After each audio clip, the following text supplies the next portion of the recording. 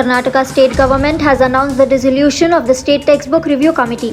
The move comes amid a controversy over textbook revisions. Chief Minister Basavanna said the committee has been disbanded since its designated work had concluded. Bommai emphasized that the government is open to further revision in case of any objectionable content. Several seers and prominent personalities had objected to a move by the state government to revise a chapter on the 12th century reformist Basavanna.